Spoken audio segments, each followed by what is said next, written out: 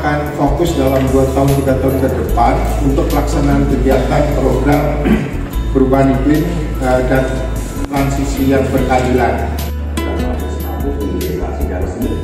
Akibat perubahan iklim sangat nyata. Hal ini tidak hanya mengancam mata, memastikan bahwa pekerja yang terdampak oleh perubahan iklim dapat mengakses pelatihan dan sertifikat untuk memenuhi kebutuhan pekerjaan yang baru itu. Tidak terjadi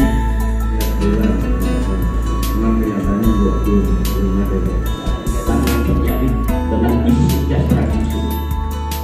Apakah ini benar-benar salah satu program bisnis dunia menekan negara depan? Memang tidak bisa menghindarinya. Jangan kita ambil dibangun sendiri dan masih di dalam coba dampaknya tidak sih.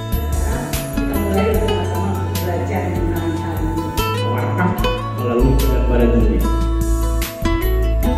Di sisi lain tadi Mbak Dewi sampaikan bahwa ini sesuatu yang hari ini belum terjadi. Sangat kurang dibandingkan dengan masa yang dibandingkan apa sumber polusinya paling tinggi kan karena China adalah pembangkit listrik swasta atau IPP ya. Nah, itu sebagai salah satu contoh bahwa di satu visi kita mencegah ekspor polusi ke Malaysia dan sebagainya. Konvensi mendasar atau fundamental, 4 dari konvensi mengenai tata kelola, juga 13 dari konvensi inti atau dampak ini sendiri terhadap mereka belum siap. Makanya jadi kalau kita bicara risiko, itu risiko yang tak anggota kami bagi KSPI. Nah itu kita harus berdampak elektronik sendiri.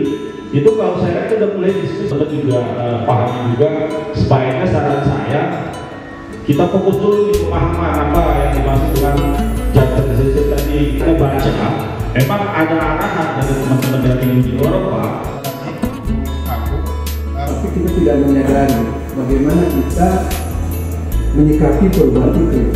Sikapi kondisi ketika terjadi perubahan industri. Lalu apa yang dilakukan oleh pekerjaan? Tapi bagaimana gerakan kita sebagai buruh, sebagai KSPI menyikapi itu supaya jangan terjadi bangkrut realisasi saya kan tidak ngerti.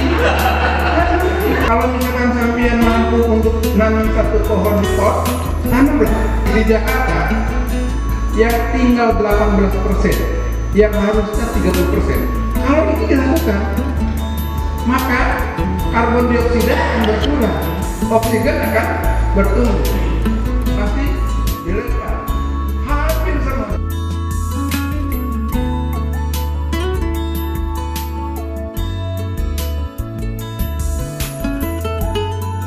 Disabilitas dan kemudian mereka yang inklusi sosial juga mestinya tercakup gitu.